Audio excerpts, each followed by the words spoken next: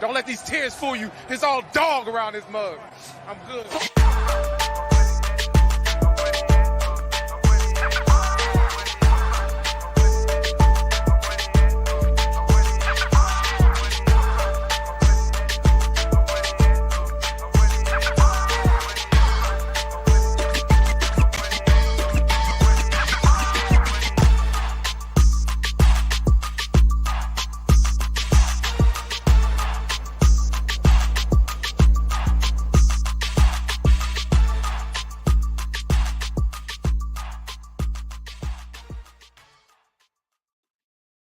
Hey, what's going on, Who Dat Nation? It is yours truly, TJ Jones. And yes, I am the host of the State of the Saints podcast. Thank you so much for checking out the State of the Saints podcast, where we talk New Orleans Saints.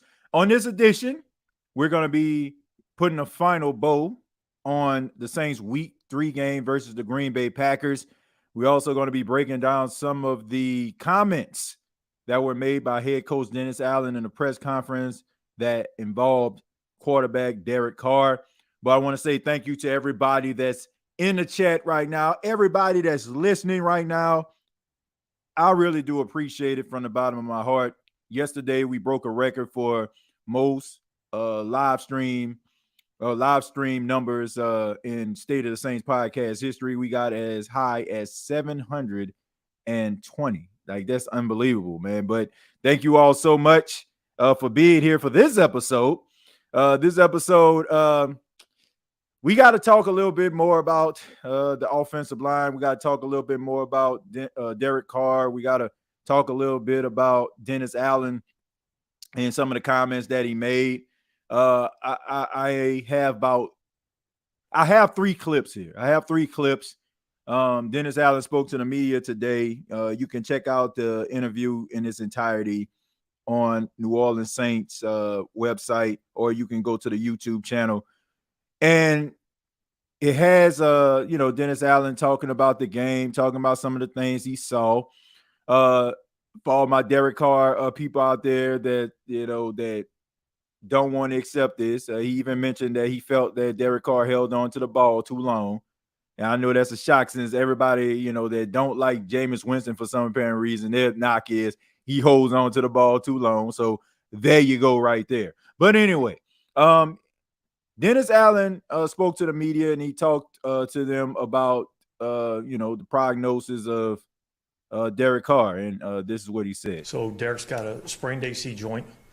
We'll evaluate him as he goes throughout the week this week. I think we dodged a bullet there in terms of anything of real, significance.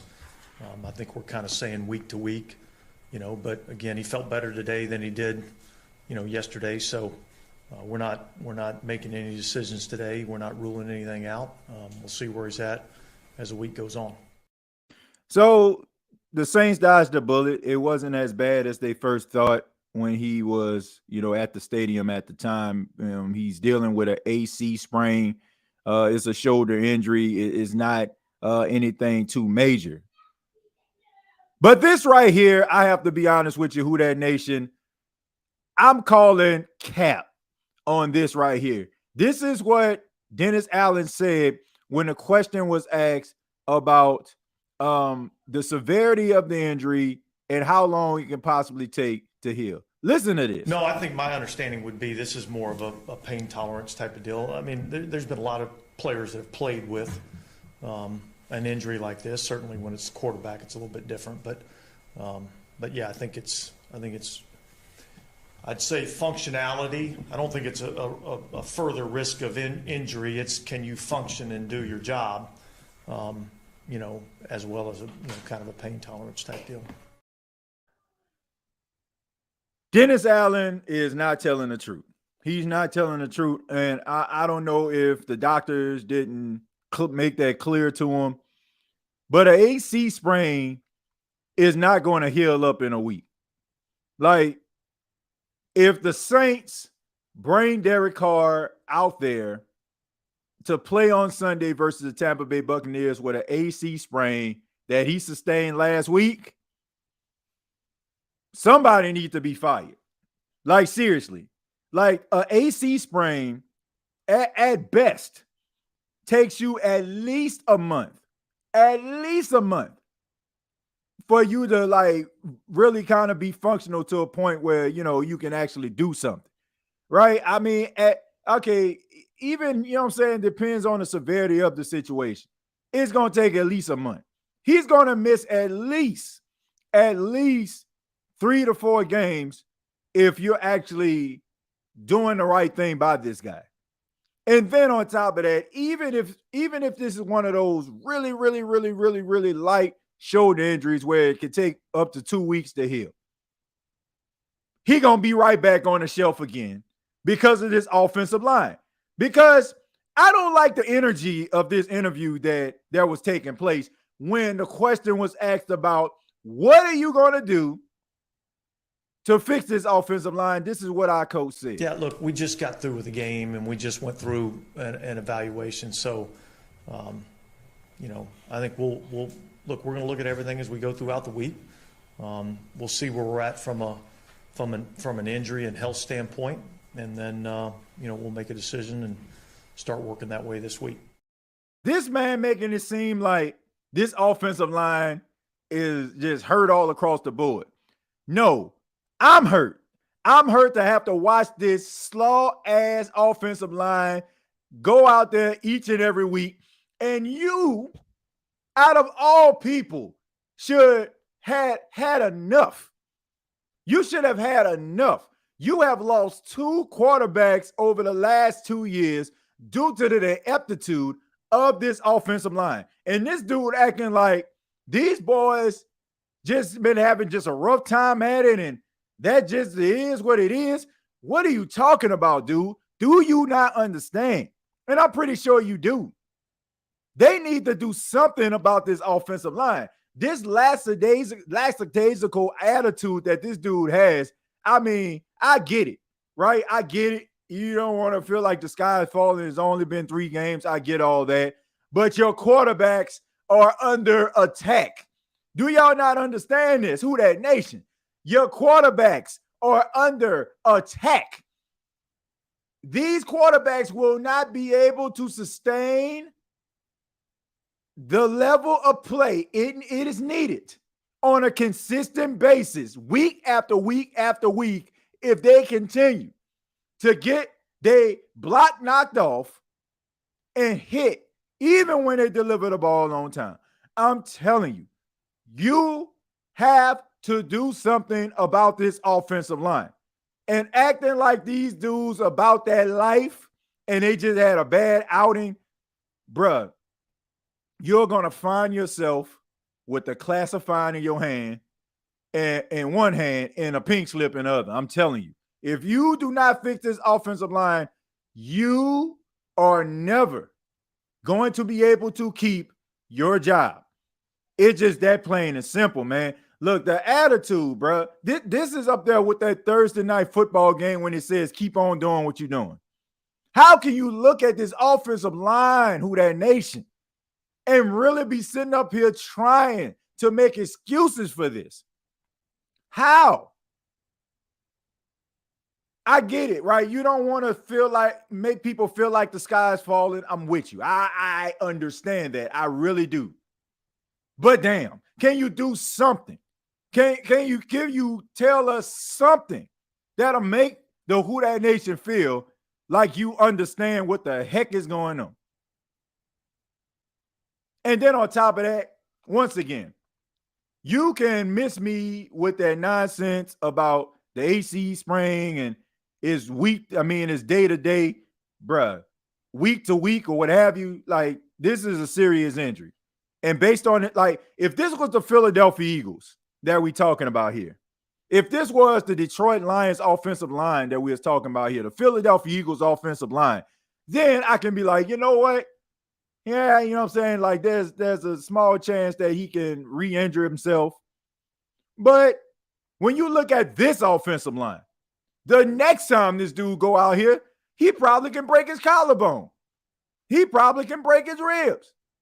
Like, seriously, why in the world? Like, seriously, like, if I am Derek Carr's wife, I'm telling this dude, hells to the no.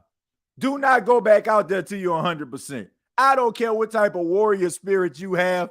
In this particular situation, the New Orleans Saints may need to protect Derek Carr from himself because this man has a family. Do y'all understand this? This man has 4 beautiful children and a wife that he needs to be able to be with when his football career is all said and done.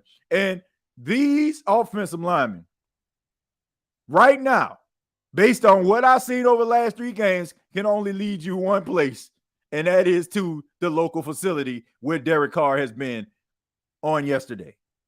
So something has to change. You can pretend and make it seem like nothing's wrong with this offensive line and it's going to have a way of working itself out all you want to, but all what's going to happen is another man up and another man down. It's just that simple. You need time to throw the football down the field. People talking about, man, he holding on to the ball too long. Be that as it may, you still need an offensive line to be able to protect you. And right now, he does not. He does not have an offensive line that can protect him. I don't know if y'all went back and watched any of the game, but go back and watch some of those pass rush. Go back and watch. It's as if them dudes didn't have nobody pushing them back. Go back and watch it. It's like they had no offensive line whatsoever. It's like a hallway defense or something like that. Like they just running down the hallway full sprint and the quarterback just standing there. That's how bad that offensive line looked on yesterday. My goodness. Miss me with the stuff about the AC sprain being day-to-day. It takes longer than that. And miss me with that lackadaisical, like, sorry-ass, reply when it comes to what you're going to do with this offensive line. All right. You can sit up here and say, he ain't really had a chance to take a look at it. What the hell do you mean? How are you sitting up here talking about you watching a game film and you really didn't have an opportunity? Like, come on, dude. Yes, you had the opportunity. Like, this is what I don't like. I don't expect for you to come out and just start blasting the team. But at least tell us, you know what? Yeah, I mean, a couple things that I seen on the film, they are concerning. We have to look at everything. But the way you look at it, I ain't have a chance to take a look at, like, what? You had a chance to take a look at the injuries and the hits that Derek Carr sustained, but you didn't take a look at the people that was responsible for it and why. This is like, bro, come on, man. Come on, bro. Come on, man. Come on. In the words of Boo say, come on, man. Do you think that we're boo-boo the fools up in here? How can you not look at the guys who are responsible for your quarterback staying on the ground, but you're paying attention to the quarterback? So he was just looking at all quarterback all day. Ladies and gentlemen, this is the head coach of the New Orleans Saints. Hopefully, this guy can get his coaches on track. But right now, like, come on, man. I get it. Let's get this over with. Let me go about my business, but at least make us feel like we got some sense. Let's see. Can we put flags on Derek Carr? Man. I'm trying not to laugh, but you're exactly right. I mean, it is funny based on like some of the responses. I ain't gonna lie. It is coaching on the O-line or the players. I think I asked that question on Twitter. I asked the question. I said, is it more of the players or is it the scheme? And I asked that question here on the State of the Saints podcast on this episode too. Do you think that it's the players or is it the scheme?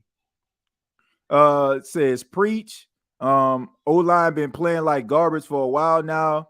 They let all our quarterbacks get hurt. I mentioned that. Drew Brees got hurt.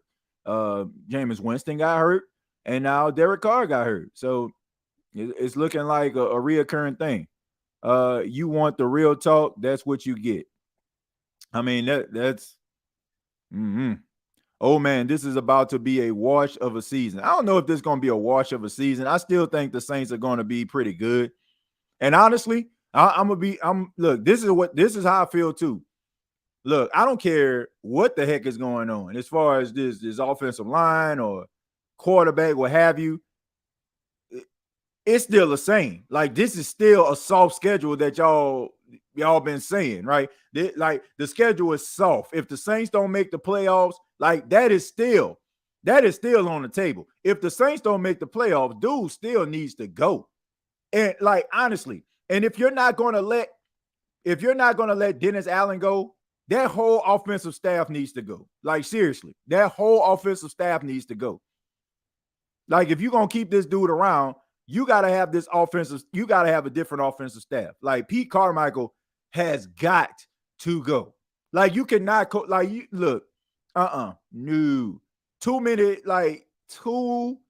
Too many like-minded people that have been around each other for way too long. Like, it's not working. It's not working. Somebody got to go. Somebody has got to go. We not winning nothing. I hate to say it. Looks like another injury-riddled year coming. O-line so trash. Man. What up, TJ? This is why I wasn't all in. Don't trust the O-line. This was horrific. Just terrible. A lot of embarrassment. Says Princess. Yeah, I think a lot of people felt this way. But it's still an early season, and they can if they can get a couple of wins, man, then we right back in the driver's seat. McCoy has been getting smoked like sausage all year thus far. Yeah, man. I mean, when you pay guys, when you got an offensive line that's worth $100 million, like, you expect for them to play better. Like, looking at that offensive line, Who Dat Nation. Is there anybody on that offensive line that you would think would be making like north of almost $100 million? Collectively, if you put Ruiz, Pete, Ramczyk, McCoy, if you put their salaries, that's $100 million offensive line. $100 million.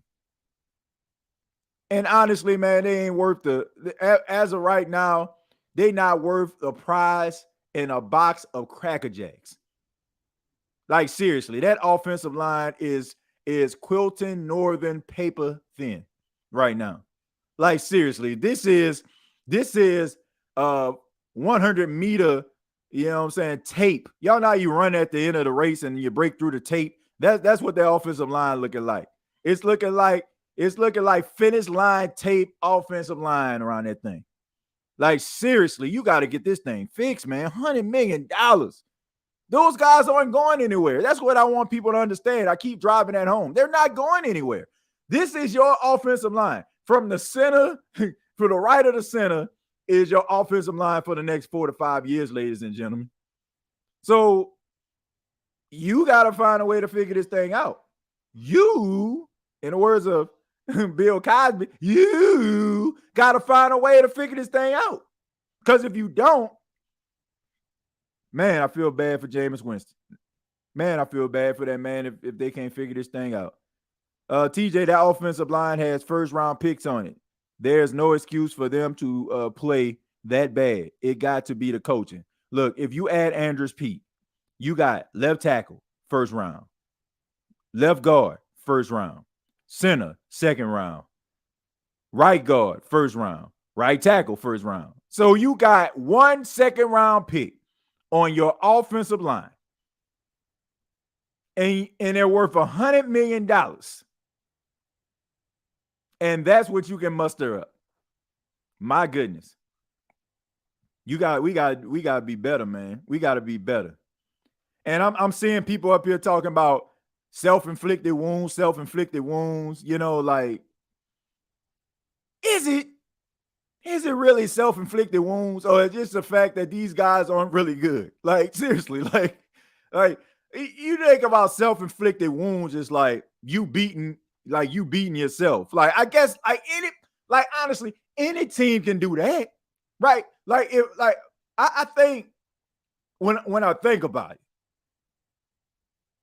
if you lose at anything, you basically, logically, like, if you think about it logically, you beat yourself, right? You know what I'm saying? But does that come a time when you just like, I lost because they were just better than me? You know, like, Is it the offensive line just these guys aren't good? Like, I mean, I hear this, man, we, self-inflicted wound, beating themselves, but are they really? Like, when you watch an offensive line get slapped around for 3 weeks straight, is it really them beating themselves? Or it's just the fact that they're just not very good? I'm just wondering to myself, because I think we just use that to put our mind at ease, one of those phrases. They're beating themselves. Like, are they really? Like, or is it just the fact that they're just not very good? And no matter how mediocre the line is that they face, that line is going to get the best of them. I don't know if this is some, like, I hope that I'm wrong, but I don't know if this be them beating themselves. I don't know. Like, based on what I'm seeing, it just looks like these guys aren't very good. Yeah, that's not all. Like, some of them had a good run, but they don't look very good. Let's see. We need to stop paying in the season, pay after, says Chris Olave. Well, make sure that you keep that same energy when you need to get paid. Shouts out to Chris Olave, man. The play he got hurt on, he was holding on to the ball too long because he could have checked it down to Jimmy Graham that was right in front of him, but still O-line could have held up more. Look, he held on to the ball too long, and yes, that was the reason why it was the sack. But the reality is it was a play down the field. Like, if you go back and you look at the film, he was waiting for a play to develop down the field, and of course, like, it took a little bit longer to develop, and that's the reason why he was holding on to the ball too long. But if you go back and watch that game throughout, you would see that he was still getting hit even when he was delivering the ball. And we all know, like, all it takes is just one hit. It don't even have to be a hit to bring the quarterback down for a sack. He could deliver the ball in a pocket and somebody can hit him and he can be out. Relax, Who Dat Nation. Y'all gonna be fine. It was your first loss. Let me see. Look at like this is the Packers just finally capitalized off y'all offensive injuries. Yeah, Dimitri, I mean, look, but at the same time, I can't even use that as an excuse because they had a bunch of guys that are very, very instrumental to their success being out. You got Watson, the wide receiver, he was out. Jair Alexander, he was out. Bakhtiari, he was out. Aaron Jones, he was out. So I can't take that as an excuse. Like, seriously, I can't. Like, the Saints, they didn't have Marcus May. They didn't have Paulson Adebo, but I ain't looking at none of them dudes like they just all pros. They help. They help when it comes to like the secondary, but like it's not like, the Saints were without Charles Woodson or Darrelle Reeves or something like that. Like, you still have some guys that can come in. If you want to be honest, like the way Alontae Taylor played this season was better than probably Paulson Adebo, even though Paulson Adebo caught that interception a couple weeks ago against the Tennessee Titans. I still feel like, Alontae Taylor played a better game in one game, this week 3 game, than Paulson Adebo played in the last couple of weeks. So it's not like, I can just accept that. I mean, yeah, those guys were out, and yeah, you had some injuries, but man, look what the Packers was out. You know what I'm saying? You were without your number one corner, your number one running back, your very promising receiver, that has the capability of being your number one day. And then all of a sudden, like, nah, And you had a 17-point lead. I can't accept that. You right, the O-line just not performing. Run game is very bad. Can't do anything. And that's why I'm just wondering, like, when people like, man, AK back. Like, you still need the offensive line to be able to run block in order for him to find creases and lanes. You still need them to hold up in order for Jameis Winston or Derek Carr, whoever throws the football, to get the ball to Alvin Kamara. So, I mean, he's only one person. And honestly, his success is because of the offensive line play, them creating lanes for him to run through. So, I mean, the offensive line, the way they play, AK is counting on it. Let's see. I want to take Dennis Allen to Suplex City right now. I think he got hit every play. Man, go back and watch that game. Even when he delivered the ball, he was getting hit. And I think a lot of people they follow the ball. That's what it is. They follow the ball. So when he released the ball and it's completed, they're not looking at the after effects of it. They're not looking at the fact that he got hit. They're not looking at the fact that he was still on the ground. Oh, he delivered the pass. The offensive line held up. Did they really? Mickey Loomis is part of the problem too. They're not going to get rid of Mickey Loomis. I mean, we just going to have to get that through our heads on that one, Linda. Like, he's not going anywhere. That whole coaching staff would be reconstructed before Mickey Loomis goes anywhere. Like, he is in deep with the organization. And, you know what I'm saying? I don't see Dennis Lauscher or, Gail Benson letting him go anytime soon. Like, they got so much respect for this dude. They had him over the operations of the Pelicans, for God's sake. So that tells you everything you need to know. It's going to take something monumental, a scandal or something like that. I know that, I ain't hearing about nothing, and I'm not saying that he's a part of a scandal, but it would have to take something like that for Mickey Loomis to leave. And even if that, they'll probably come to him and want him to save face and have him step down before they fire him. It's just not happening. Do you think Olave is a top 15 at his position? Absolutely. This year, no doubt, 100%. He the way he played last year and this year is like night and day. I mean, the confidence level, the way that he's catching those passes, the confidence, you know what I'm saying? Like he got it. And that was something that made me kind of reluctant to anoint him a number one receiver, was because he couldn't really catch those 50-50 balls. But as you can see, you can tell he gained weight, he gained muscle, and it's showing. And you can see him out there fighting for those 50-50 balls and winning those matchups. So he's definitely right now the Saints' number one receiver. So if Winston plays great, do he get the starting job? Yes, he does. Winston get the starting job? No, he does not. No, he does not. He is not going to get. Look, I don't care if Derek Carr is out 4 or 5 games, and when he comes back and he's well enough, Jameis Winston is going to the bench. Just like it was when Teddy Bridgewater won 5 games in a row. When Drew Brees came back against the Arizona Cardinals, Teddy B was on the bench. But this could help Jameis Winston when he goes out in free agency, right? If he goes out there and he performs well, just like Teddy Bridgewater did, he can put himself in a position to get some money. Teddy Bridgewater got what, 3 years, $60 million? So Jameis, if he plays well, he can go out there and make himself some money. So, I mean, you got to take this as a audition for other teams, because clearly we know what the New Orleans Saints want to do. They want to roll with Derek Carr. So this is his team. Carr is scared to let the ball go. His check man crossing rights in front of him, but he chooses to look down the field. Some of them sacks are on him. Well, I mean, you could say that about a lot of quarterbacks, but at the same time, for the most part, it's on his offensive line. I mean, you can look at a couple sacks and be like, man, that's on him, but man, the offensive line job is to protect. You said it right. O-line is atrocious. No run game and no time to allow routes to develop. Can't see how all think AK is just going to make this thing all better. We in trouble against the top competition in the NFC.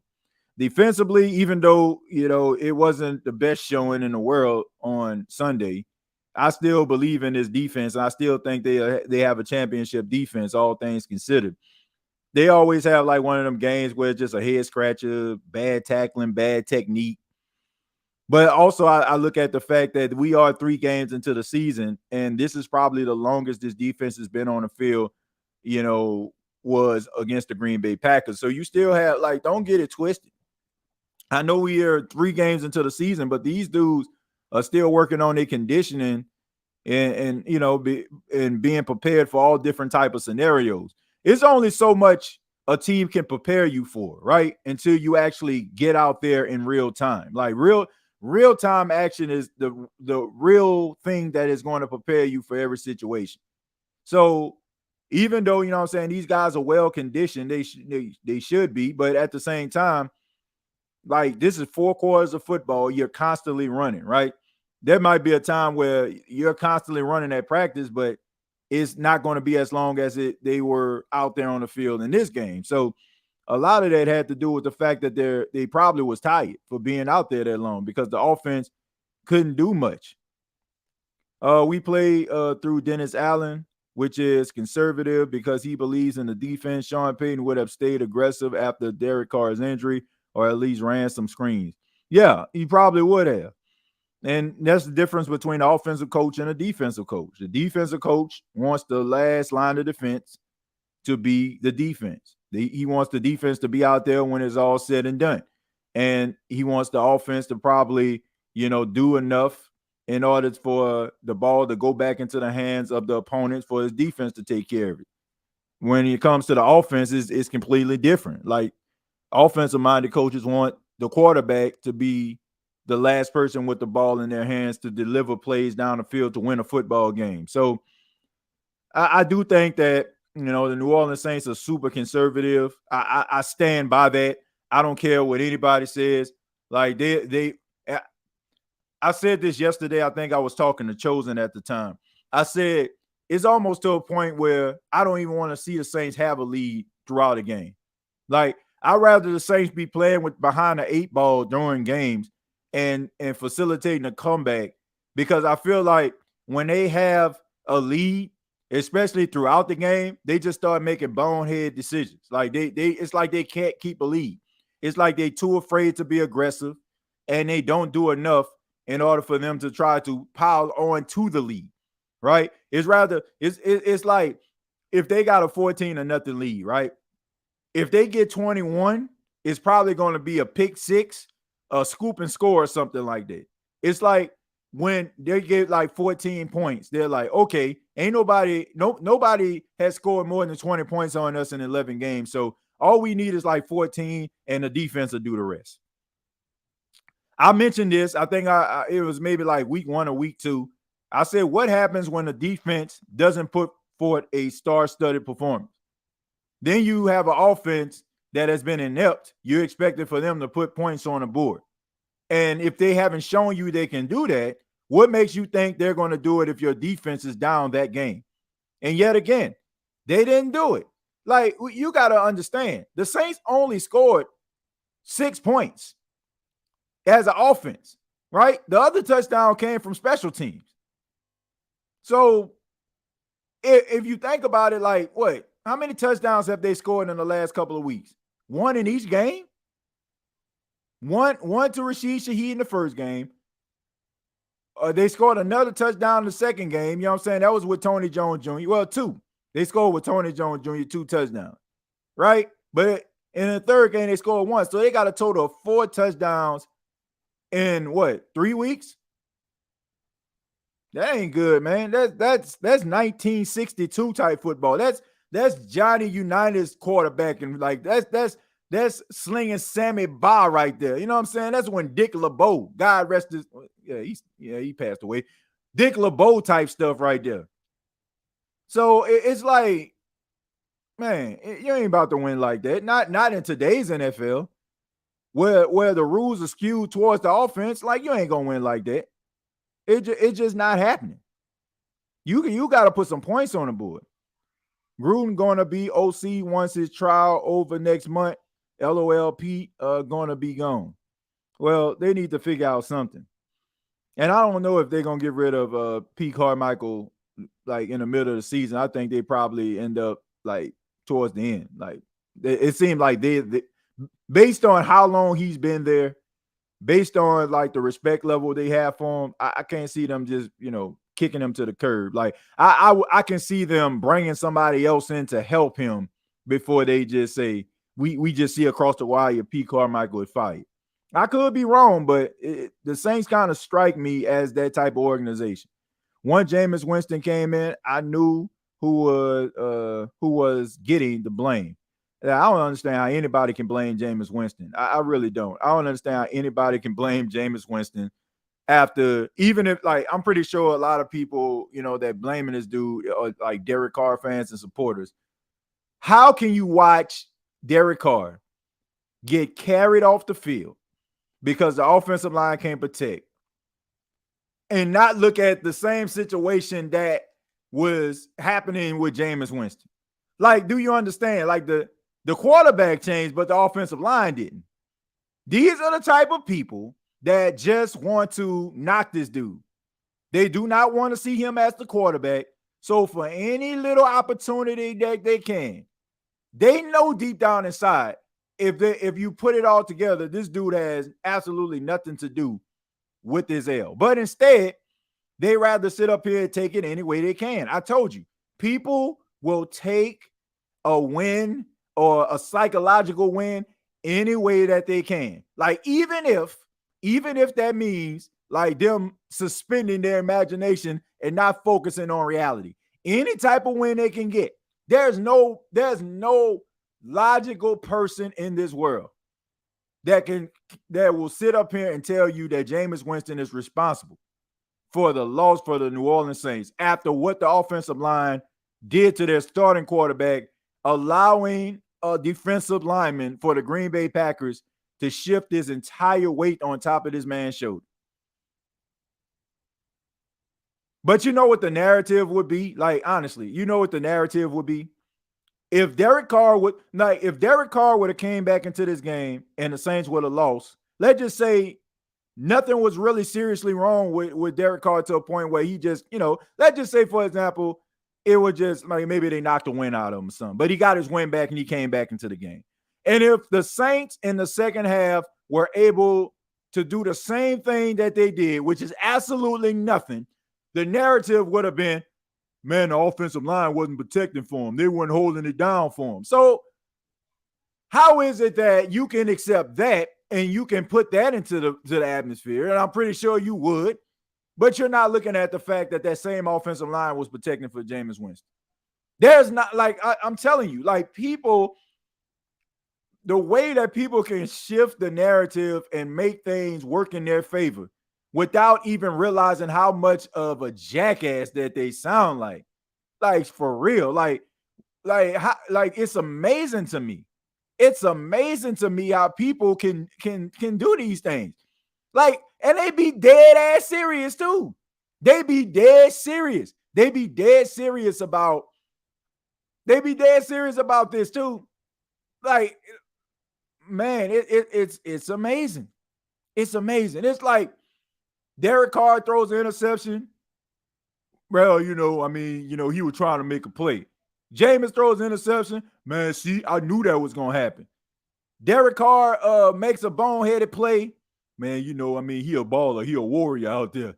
Jameis Winston try to make a play. Why would you do that? See, that's the reason why Tampa let him go.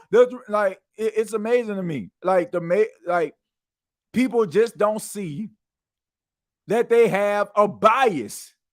They have a bias for one particular quarterback over the, like, it's amazing to me how people don't understand their biases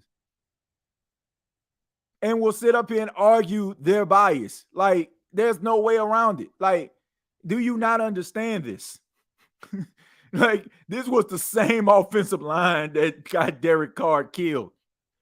Like, not literally, but figuratively. This is the same offensive line. But you expect for Jameis Winston to come out there and play like Patrick Mahomes with an offensive line that can't protect.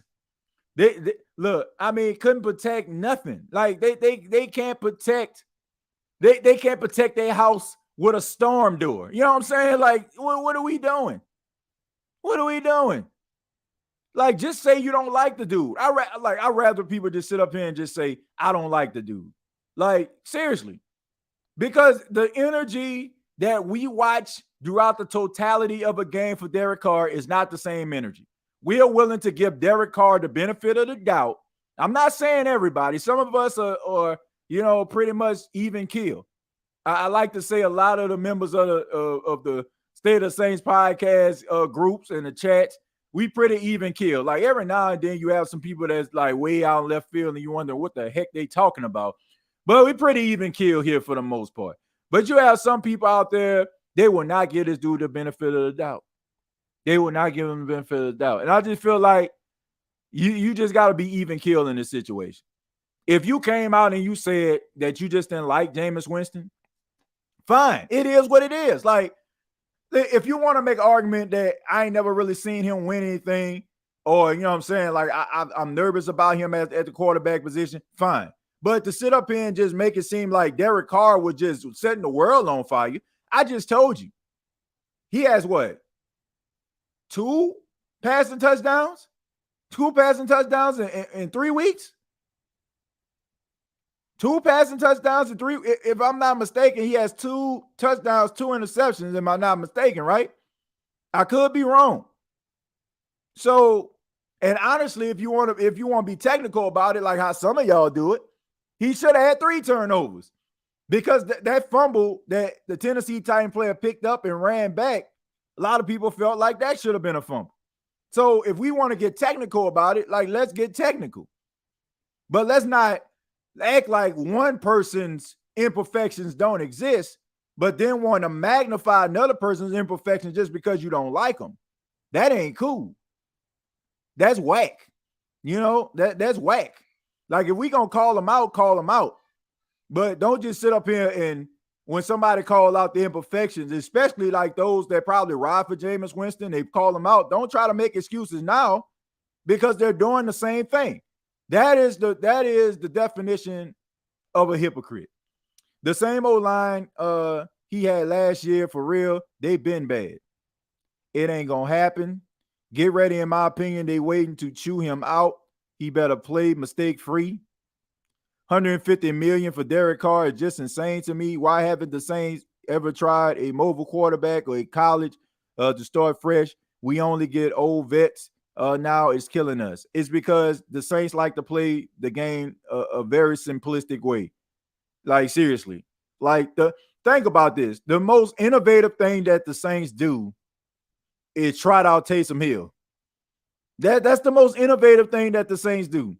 Trot out Taysom Hill. And because Taysom Hill is a player like that we don't really see all the time that can do a multifaceted of things. But even with Taysom Hill, like, is what they're doing like that innovative?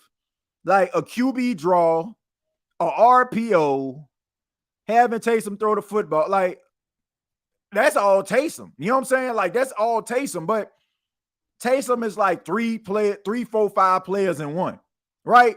So when Taysom does it, it's just it looks remarkable because of who he is and who's doing it. It's not so much about, that trickeration. No, if you think about it, Taysom Hill is the linchpin behind all that offense. But if you think about it, let's just say if Alvin Kamara ran a swing route, you know what I'm saying? Like, you know what I'm saying? A swing pass, excuse me. He called a swing pass to the left. Is that amazing? No, you're going to be like, it's because that's what running backs do, right? Now, if Alvin Kamara ran up the middle and they snapped the ball to him, right? Then that's kind of remarkable. It's just it's Taysom Hill's ability to do a multifaceted of things that make this look like they doing something innovative. But they're not. Like the plays that they call in, any player at that position can run it if he has any level of talent. It's more of what Taysom Hill and who he is more so than the plays that they call him.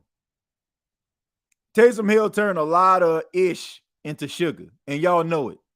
How many times have we seen like a play break down the backfield, and because Taysom Hill is 6'1", 6'2", 230 pounds, he breaking tackle? Like, it's more the player more so than the calling. You know why the critique Jameis differently? I think I know where you getting at. I don't see how that benefit. I don't see how that benefits the team, and I honestly don't. Like, I know people, may disagree with me with this, but I don't think it's because he's a black dude. Like, I don't think it's from the coach's perspective. I just think that they scared. They play scared, they coach scared, and they want to eliminate like certain mistakes. Like, I get all that, right? I mean, the way that the Saints play, like, you basically got to be perfect to win. But it's like they just afraid of this guy or something. Like, you know what I'm saying? They just afraid, that, he's the quarterback. And maybe, you know what I'm saying, they feel like, he's not the guy, but he's the guy now. So you're going to have to find ways to try to make things happen. I just think that, he wasn't Dennis Allen's guy. Derek Carr is. He was a Sean Payton guy. I'm talking Jameis, and that's the reason why. They wanted their own guy. Let's see, facts. And if Jameis started turning up, they going to want to ride him. Shaking my head, keep that same energy. I don't believe that. I don't agree with that. I don't care. Like, I'm serious. Like, I don't care if Jameis wins 4 games in a row and Derek Carr's out 4 games. That 5th game, Derek Carr coming back. It's going to happen. Carr and Winston are the same caliber quarterback. I don't see any difference. I don't see a difference between the two quarterbacks. I just don't.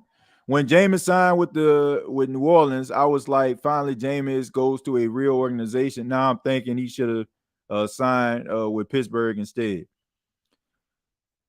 I mean, probably not, because it probably would have been the same situation.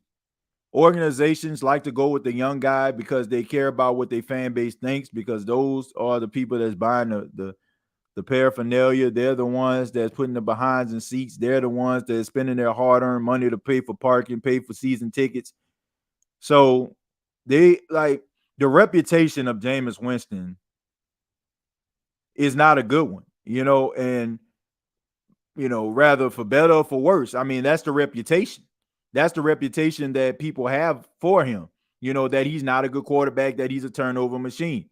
And we know that if we're not following the team that we love, a lot of the cliff notes that we get are from mainstream media. Like, you may not want to admit it, but it's true. You don't know more about the Buffalo Bills than you do the New Orleans Saints. You don't know more about the Falcons, the Bucks, or the Carolina Panthers more so than you know about the Saints. Now, you know players because your favorite team goes up against those guys twice a year. But for the most part, you're getting your information from mainstream sources. So the reputation of Jameis Winston is basically this Bama. And for those that, I'm pretty sure some of you know what Bama is, but for those that don't know what Bama is, that's like a simple person, right? A person that's not very smart, right? But, he thinks he's smart, but, we know he's not. And that's the joke. They think that he's a turnover machine. They laugh at his takes, right? Because sometimes he might say a word that doesn't go there, but you kind of understand and get the gist of what he's saying, right? And that type of narrative get carried throughout the country, right? For those that don't follow the Saints. So when we see across the wire, think about this.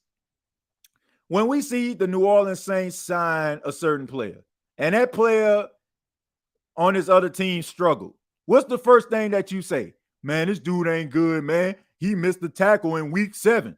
Why? Because that was presented to you. It's the same thing with Jameis Winston. Because of the reputation of Jameis, because of the narrative about Jameis Winston, you will have a fan base that's already ready to basically shower down boos and say that he's not the guy. Case in point, look what's going on in New Orleans. A lot of people have these narratives about Jameis Winston because of what he did in Tampa. Because he turned the ball over in Tampa, they already, like before, like the injury and stuff like that, and he went out there and tried to play. Even before that, like people were not on board because of his reputation in Tampa. So I don't think that it would have changed. I think that even if he would have went to Pittsburgh, the first line of trouble, the first interception that he threw, it would have been the same energy it was with some of these Saints fans. And they would have been clamoring to get a guy like Kenny Pickett, who they got now. So I don't think it would have changed. I don't think it would have changed. Super, thank you very much for $4.99. Says inside the 5, just put Taysom under center and have him bootleg and roll towards any of our tight ends. Success rate would improve in the red zone. Yeah, I mean, you gotta find ways to get Jimmy Graham and Taysom Hill involved. You got to.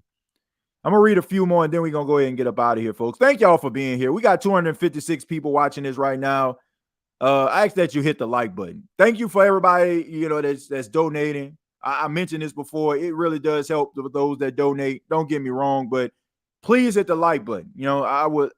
I just would love if you hit the like button just to help the show grow and let people know that, the State of the Saints podcast is here and, we're available and we're an outlet that they can have when, we're talking about sports in New Orleans Saints. For those that may not know. TJ, would you have signed Derek Carr to that contract? Be honest if you had the choice. No, not what I know now. Not what I know now. No, not what I know now. No, I wouldn't. Like, I feel like you probably could have used that $150 million and helped the offensive line. Like, you could have got rid of Andrews Pete, replaced him with somebody that had way more credibility. No disrespect to Trey Turner, but I mean, he wasn't like a key acquisition. Like, he just wasn't. I would have tried to go out here and get somebody else that was a free agent that I could have brung in to help up, seal up my offensive line. That's what I would have done.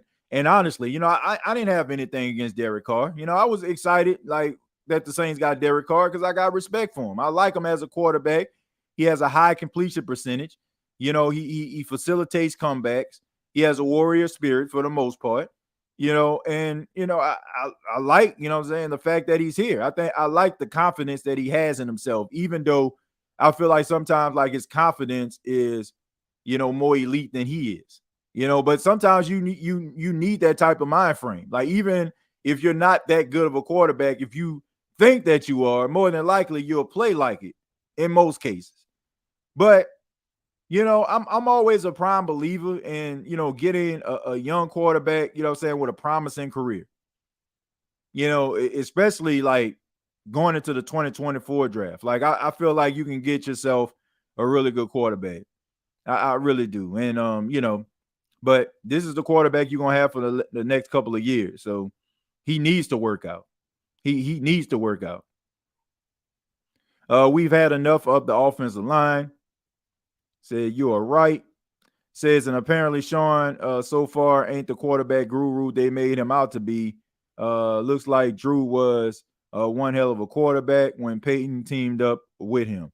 Well, let me just say this. Let me just say this too. We also have to take into account Drew Brees was like 27, 28 years old when this happened. When he came to New Orleans. So, you think about Russell Wilson, what he about 35? You know what I'm saying? He on the tail end of his career. And, I think it's the Brady effect. I think that Brady has made people feel that a quarterback should be able to play at a high level into their 40s. But that's not the case. Like, we seen guys like Matt Ryan, like, fall off a cliff. We seen guys like Phillip Rivers fall off a cliff. We seen guys like Cam Newton fall off a cliff. And now we're seeing guys like Russell Wilson fall off a cliff. Now, just because it worked out for Tom Brady doesn't mean it's going to work out for everybody. And right now, Russell Wilson is, on borrowed time. And it happens. That this is around the time where quarterbacks are supposed to fall off the cliff. But once again, because we've seen Drew Brees, because we've seen Tom Brady, and now we feel like quarterbacks into their 40s, and we've seen Peyton Manning too. We see quarterbacks into their 40s that we feel like, oh, you know what I'm saying? Like, the quarterback, he going to play 20 years. But that's not the case. I think that this is one of those situations where, this guy is unfixable. But I will say this, and I said this on X. I said that Sean Payton back in 2017, he had an opportunity. He was really, really close to getting Patrick Mahomes. The Saints were one draft pick away from getting Patrick Mahomes. If Kansas City would not have jumped in front of the Saints and selected Patrick Mahomes, then guess what? Patrick Mahomes would be the quarterback of the New Orleans Saints. I'm pretty sure Sean Payton would probably be here. And some of the success that Patrick Mahomes has had in his career would have been, the Saints would have been a recipient of. And I'm saying that to say this. Based on the Denver Broncos, how trash they are, The fact that they've already given up everything that they need to give up to Seattle for Russell Wilson, it's looking like they're going to have a number 1 overall pick. And you don't think, I'm just saying, like, teams do it all the time. Like, I want people to understand, like, everybody ain't ethical. Like, you got to think about this. You got to think about the Miami Dolphins. Why did the Miami Dolphins get fined? Because they found out that the Miami Dolphins were trying to tamper with Tom Brady, right?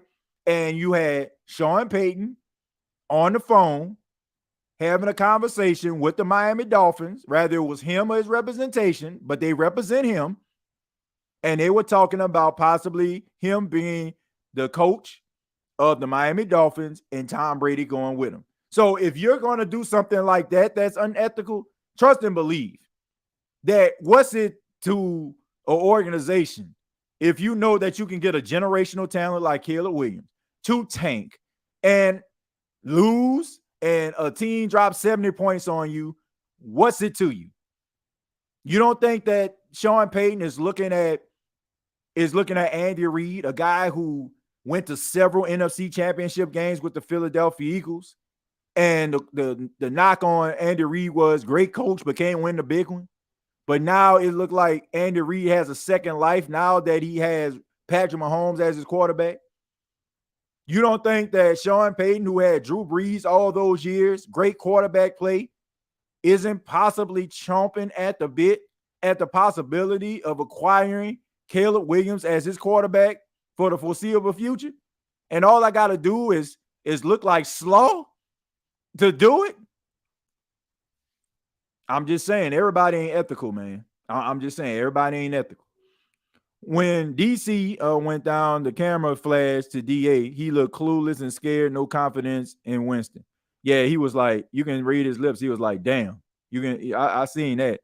And Cool Sports, thank you very much for the 499. Says, I'm still mad about the loss, TJ. We should be 3-0. This loss is not on any of our quarterbacks. It's on our weak offensive line and sorry coaching staff. Can't disagree with you with that one, man. I cannot disagree with you with that one.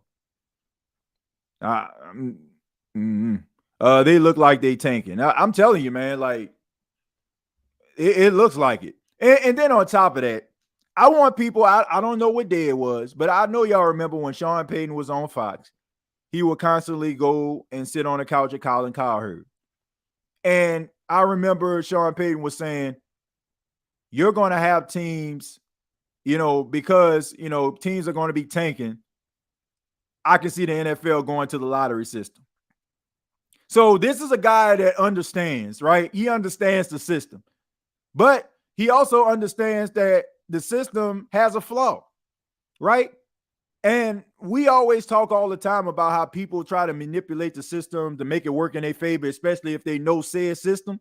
He knows that the system is messed up. If you have an opportunity, like think about this. If you have an opportunity to get a generational talent quarterback in Caleb Williams, and all you have to do, let me see, how many games we into it? 3? So all you have to do for the most part is maybe lose like 10 more games.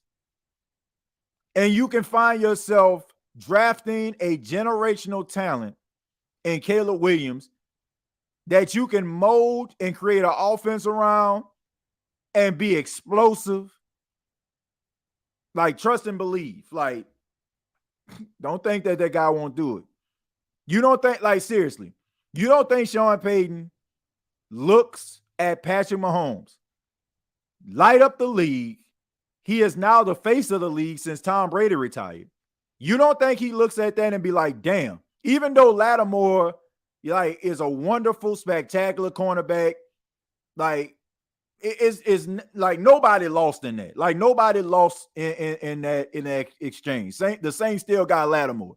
But you don't think he looks at Patrick Mahomes, light up the lead, and just says to himself, damn, like this dude, I was one draft pick away from drafting arguably one of the greatest quarterbacks that ever lived. And now they're saying the same thing about Caleb Williams and his arm talent and his abilities and his decision making. And the dude is legit. Like, Which the things that you see in Mahomes, you see in Caleb Williams. So you don't think that he is not looking at this like this is a possibility of me acquiring this dude again? And think about it. The Denver Broncos stink. And they stunk for a while. They stunk with Nathaniel Hackett. Nobody expected for them to win anything. So if they don't win anything, ain't nobody going to say anything about it. They not. Oh, that's just the Broncos. They don't win very much. That's all I'm saying. Don't think they ain't crossed that guy's mind. So TJ, if they could tank, what makes you think NFL is not rigged? Former NFL running back Adrian Peterson says it's scripted on a podcast. Man, look, I don't know if the NFL is rigged or not. I like to believe that it's not. I mean, I would like to believe that it's not. Now, do I feel like certain referees or something like that may have an axe to grind with certain players? Yes, definitely. And if you don't believe that, I mean, go check out that documentary on Netflix about Tim Donaghy, the NBA basketball coach. I mean, the NBA basketball referee, who went to jail for betting on games and manipulating the game. So you know that is possible of this happening. And he talked about how referees can have personal vendetta against coaches, and they call games a certain way if they didn't like a certain coach. So do I feel like something like that can occur? Yes, I feel like it's like that all the time when it comes to the Saints and the referees. I feel like, just like the NFL is a fraternity, the referees, they have their fraternity too. And trust and believe, when Saints fans making jokes about referees and talking about how they screwed them in the 2018 NFC Championship game, like these guys band together, just like any of these good old boy systems they got. I feel like that has something to do with the way that they call Saints games.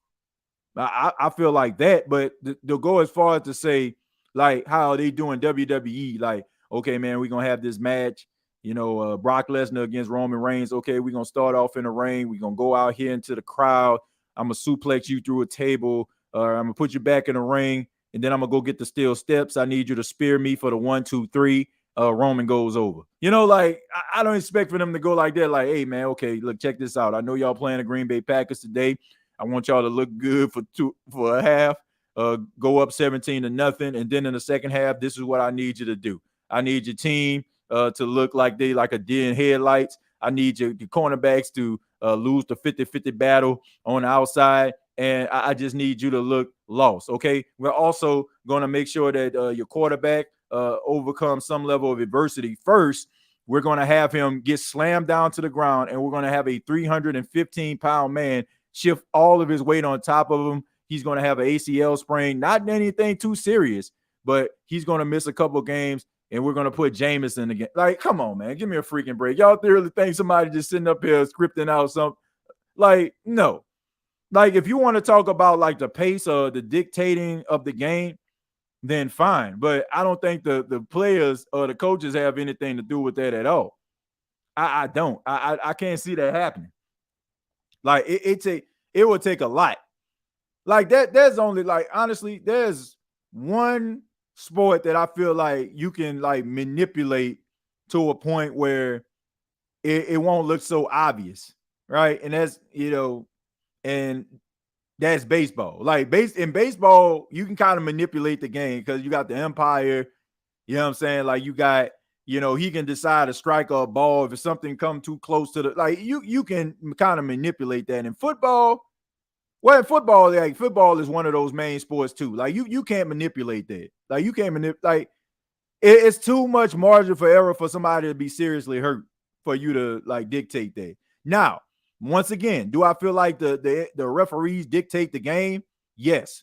Like that play when Minkah Fitzpatrick hit Jimmy Garoppolo on Sunday Night Football, and they call roughing a passer on Minkah Fitzpatrick. In what world was that roughing the pass? And then also it was another play. It's like they wanted to keep the Las Vegas Raiders drive going in order for them to try to get into the end zone. And it kind of looked the same way when it came to the Saints game down the stretch. That's when they started calling pass interference calls and little ticky-tack calls they was letting fly all game long. So, and then if you think about it, the Saints were up 17-0, and the Green Bay Packers end up winning 18-17. What was the line? The line was 1.5. Cheating goes on, but I don't think the league is scripted. Think about it. Why would players get so emotional like Deebo Samuel crying after a loss if they know they're going to lose? Unless they all good actors, but I doubt it. Thank you very much, Cool Sports, for the 1999. Look, I agree with you. Like, I think there's way too many nuances and too many things have to go into place in order for you to feel, for you to be rigging this thing. Like, do I feel like some of these referees dictate a game a certain way and then they start calling be flag happy towards the end to make it seem more thrilling? Yes, I do. I really do believe that. But do I feel like they just sitting up here saying, okay, refs, we need the Saints to lose today. We need the Patriots to lose today. I don't feel like that. I don't think that at all. And honestly, if that's the point, why are we watching it? Because people make fun of wrestling fans, because man, y'all know it's fake, right? Like, of course we know it's fake, but we watching it, right? And then on top of that, the moment when people start feeling or it gets revealed that sports are rigged, that's the end of sports. That's the end of sports. That's the end of that's the end of gambling. That's the end of all of those things. Like people not going to, why would you gamble? Seriously, why would you gamble on a scripted outcome? That, you can literally, think about this. Think about this. If you already know how many people invested money to shift the line, right? And more than likely, if, if they hit, then guess what? They're going to make a lot of money. If you have this information, why wouldn't you dictate the game? You know what I'm saying? Why wouldn't you dictate the game to a point where nobody gets paid? So that wouldn't make any sense.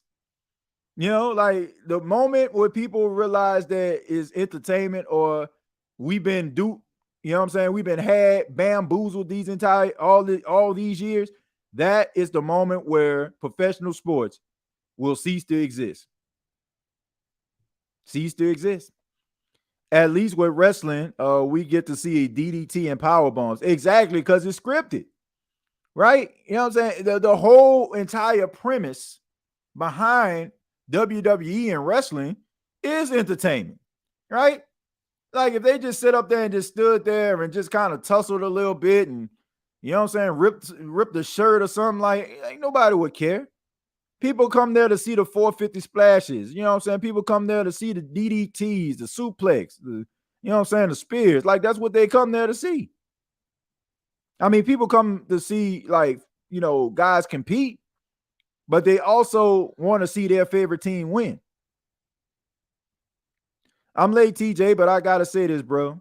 The way we blew that game and the fashion in which we lost is exactly why people underestimate us. We give them reasons to when we do stuff like this. Man, shouts out to King Arthur. I mentioned that, King Arthur. I said it. I said we get mad at the talking heads on these national sports shows about their takes on the Saints, but then the Saints go out there and prove them right. So if you want to be able to go at somebody's neck, at least let your team be backing up your argument. Don't just sound like you just spitting in the wind here. When your team giving up a 17-point lead late in the fourth quarter, it's kind of hard for you to justify any bad take that a talking head has on your team because I want to help them. Shoot. TJ, when they put betting in sports, this is what we get.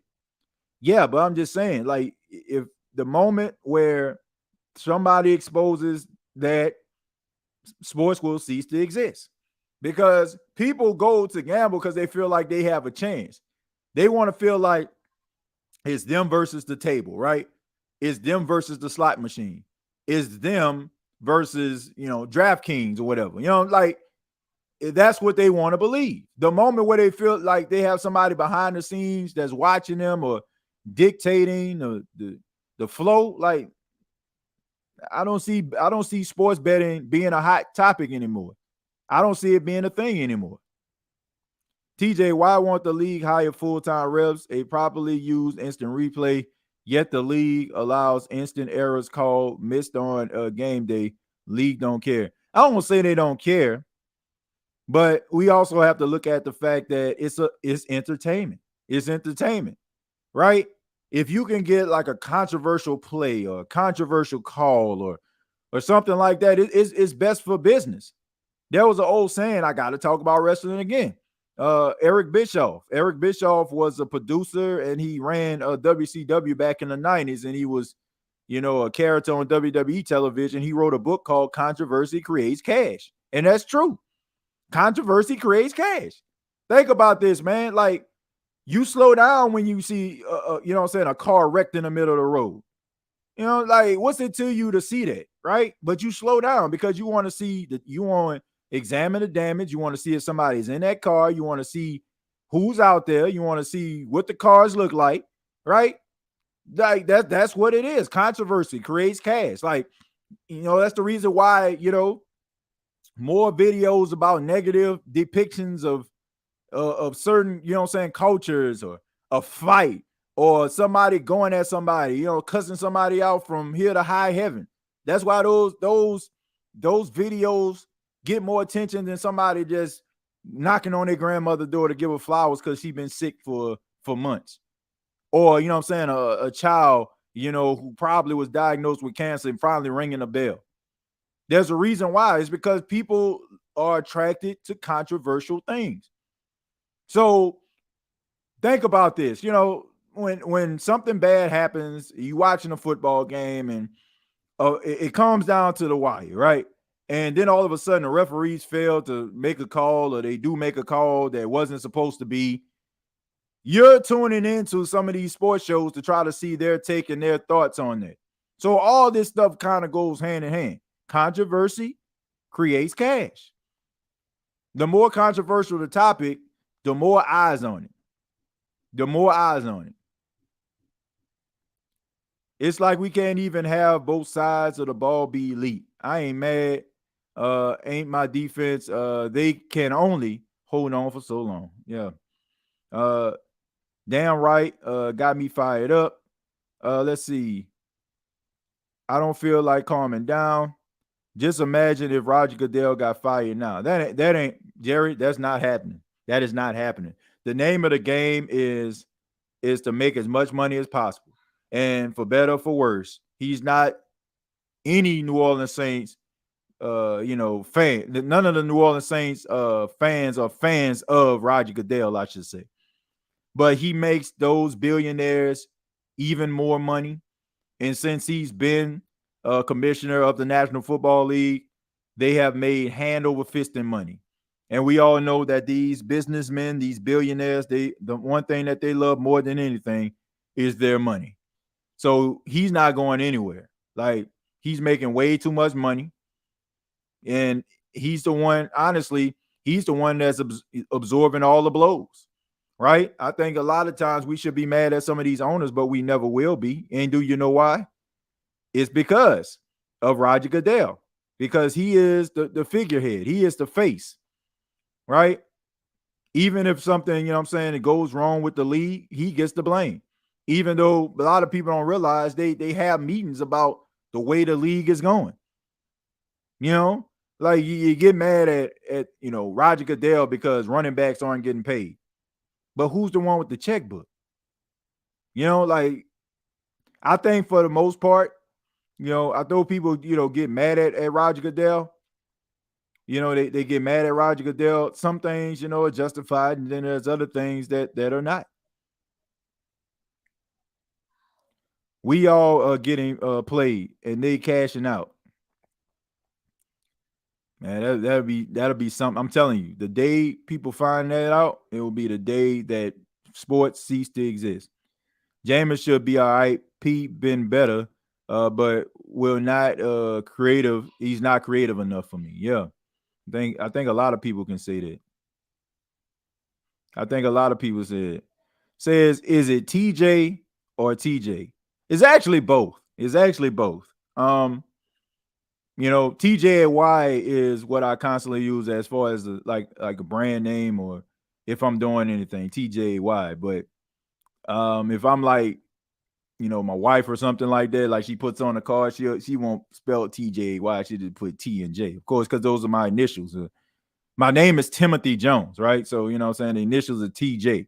So that my wife uses the TJ, and for like branding purposes is TJAY. So regardless, like you can say TJ, TJY or TJ. I mean, I answer to both of them. I don't feel like some of them people, man, my name is TJA. Man, nah.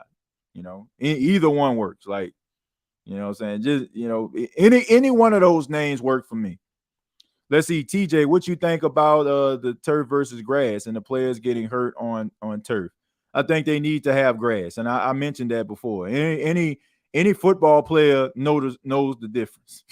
Anybody that plays football knows the difference, and it's a huge difference. So I'm an advocate for grass, because grass, what I'm saying, is a little bit softer, has a little bit more give than that actual turf. Like that turf like, I know why they have the turf, because it does make you more explosive and it makes you faster. But if you're going up for a catch, my goodness, I'm telling you, like, and you fall on your back on that turf, man, it feels like somebody like hit you with a sledgehammer. It is not pleasant. It is not pleasant. Priest TJ, the owners run the league, not Goodell. He just, exactly. He's just a figurehead. He's just the POTUS, like you said, he's just the figurehead. Like we get mad at figureheads, but they're not the ones that's really, calling the shots. You mean Timothy Jones? Yeah, definitely that. You know what I'm saying? I can get down with that too. For a while on Twitter, that was actually my profile name, Timothy Jones. But I roll with that as well. But TJ or TJAY, it doesn't matter, man. Do you think it's possible to get grass in all 32 stadiums? Yes, it is. It is possible to get. Look, these owners make way too much money. The NFL makes way too much money for these, like, for me to believe that you can't get grass in every stadium. No way. I answer questions about my life as a homeless man. Chosen Kingston, I added you over there. Okay. Well, shouts out to you, Josh, and your channel, man. Says, are you going to have OJ Simpson on the State of the Saints podcast like it is what it is? Pretty sure the Jameis haters will try to get you canceled. No, I mean, look, I reached out to OJ Simpson representation. Like, seriously. Like, man, I told y'all, like, I don't know, like, some of you know, but for those that don't, my career profession is a radio broadcaster. I'm a radio broadcaster as well as a general manager of WLGI. When I tell you, I'll interview anybody. Like, I will literally interview a member of the Ku Klux Klan. Like, seriously, I don't care. Like, I interview anybody, because here's the thing. Like, I'm about dialogue. I'm about leaving a conversation better than when I first got to the conversation. So, yeah, you know what I'm saying? Like, I wouldn't mind. I would interview OJ Simpson. I would get his take on, football and stuff like that. I ain't about to be asking him, about what happened in 94. But yeah, you know what I'm saying? Like, I would have OJ Simpson on the show and talk to him about, football or what have you. Said Ku Klux Klan. Like, seriously, I'm not joking.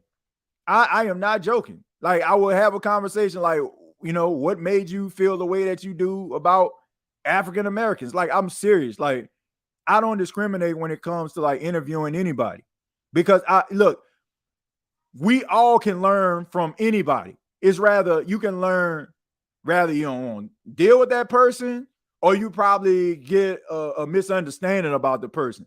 My job as an interviewer is to bring it out. That's the reason why I take a lot of pride. I take a lot of pride in the fact that I can call up the people that's been on this show, and I know for a fact they'll be willing to come back, unless like they have some obligations or something. It's never because of me, because I don't try to come up here and try to give controversial takes or try to get clicks from people. I really want people's expertise on situations, whether I agree with it or not. Like the whole, like back in the day, I had Rashard Matthews on the show. Like, y'all remember he was with the Saints and he decided to retire. And I was critical of him. And you know what I'm saying? Like we talked to each other, and I gave that brother the platform. You know what I'm saying? I gave him an opportunity to, I don't want to say gave him the platform. Like he actually gave me an opportunity in that case, because you know I was kind of young in the podcasting game at the time. But he was willing to sit down with me and talk, even though I was very critical of him. And I came away feeling like I understood him better. So I honestly, like, I would interview anybody, because I don't go into interviews with my emotions like there. Like I suspend all of that. Like I come to every interview as an empty canvas. Because number one, anybody that you interview, like you want that person to be the focal point. I've done this show over 1,000 times, so everybody kind of knows how I feel about mostly everything. But that person that sits down for, you know, the first time, second time, bless if they come on the third time, like you want to hear from them. So yeah, like I don't stutter when I say that. I don't stutter when I say that. OJ would be a killer.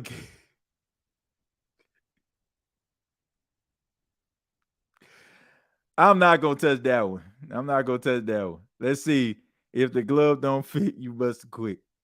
And that's the reason why I'm pretty sure he probably won't come on. I would have to close down the chat that episode. I would have to close down the chat that episode. So nah. But nah, I did reach out to his representation and tried to see if I can do it. And you know, I'm pretty sure I'm probably have to send out a reel just to, you know, because the last time I think it was just some podcast that his representation allowed him to be on, and somebody asked him about 1994, and now he's like real reluctant about doing those interviews. So, I mean, look, if you've been alive during that time, like you already know what's going on, and there's nothing that he can say or anybody else can say that's going to change your mind about the situation. So, the dude is out, and I mean, he has a good, you know, he has a good mind for the NFL and what he sees. I mean, I don't think people realize, like, before all that stuff went down, I mean, this dude possibly could have been like what Michael Strahan was. Like, if you suspend all the stuff from '94, what Michael Strahan is, that's probably what OJ would have been. Because I mean, everybody liked him. You know, everybody liked him. You know, African-American community had their take on him, but for the most part, Leonard Little killed someone with his car while driving drunk. A year later, he killed 2 more people driving drunk. He didn't miss any games. OJ would be a great guest. Yeah, I mean, look, I would just ask him about football, sports, his Buffalo Bills. That's it. Like I ain't up in here trying to be Dragnet. I ain't trying to be out here being Perry Mason. Like I am a sports podcaster, you know. So the people that I have on the show, I don't care about who they dating. I don't care about any of that other stuff. The only thing I care about is getting those people to give you all information. I'm not fishing for, you know, I seen they said you was out with such and such. You care to elaborate? No. Because that's not what interviews all about. I like the guys we had in, but would it hurt to bring back PJ? I don't see that. I don't think it would hurt. I'm shocked PJ Williams still out there on the street. You keep it 100, TJ, the balls. Thank you, Jules. I try to, man. I try to. Let's see. I'm not black. I'm OJ. Okay. TJ, with Carr being week to week, how do you see the next month of games playing out? I think Jameis is more than serviceable. Sunday wasn't on him. Terrible coaching at the end. I say we go 3-1. If he goes 4 games, I can see the Saints going 3-1. I can see them going 2-2. I can see the ineptitude of this coaching staff from time to time. I can see them going 0-4, but I don't think, look, I know they lost and I know people mad about it. And I know we're all ticked off about it, justifiably so. But I still think that this team is still pretty good. And I think that, I think they're going to beat Tampa next week. I think they're going to beat them. And finally says, it's my bucket list dream to go on the State of the Saints podcast, says OJ Simpson. Well, OJ, the line is always open for you, man. We'd love to hear your perspective about sports. Like, seriously, like all sports. I don't care about any of it. It is what it is. You know what I'm saying? Like, that's between you, God, and, and everybody else, that was involved in that situation. But thank you all so much for checking out the State of the Saints podcast. Please hit the like button on your way out. Want to give a special shout out to those that donated. Who That Nation, Cool Sports Poem. He donated twice. Also want to give a special shout out to Super King Cooper, donating as well, and also to those that commented. I want to give a special shout out to you as well. Man, we closed the book on the Green Bay Packers. Look, it's over. It is what it is. It was horrible. It was pathetic. It was a collapse. Offensive line needs help. I think we all on the same page when it comes to that. But now the Saints have to shift their gears to the Tampa Bay Buccaneers, and that's the most important thing. The most important game is the next game. So the Saints have opportunity to bounce back. They got to make sure that they fix some of these mistakes. And Dennis Allen can't be afraid to be able to, hold some guys accountable. You got to be able to address the situation and call a spade in order for you to fix it, right? I'm not saying go to the media and say this guy sucks, that guy sucks. I have the luxury of doing that because, I'm not in an organization. But at least let people know that, you have command of this. And it just seems like in this particular interview, it sounded like he was just trying to make sure he didn't step on anybody's toes. Well, guess what? Sometimes you got to do that in order for people to understand where you're coming from. Make sure that you hit the like button, subscribe to the YouTube channel, youtube.com, search The State of the Saints Podcast. Also, check out the State of the Saints Podcast on HNSN. I just put out a new episode that will be available on tomorrow. I do the State of the Saints Podcast for HNSN. It is a completely different podcast than what I'm doing right now. It's not like you're going to be hearing the same podcast. Like, I do a individual podcast for HNSN. So make sure that you come on out. Make sure you support the State of the Saints Podcast.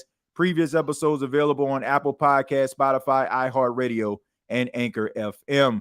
And also you can follow me on X at TJAYJones8. Till next time, all I got to say is, who dat?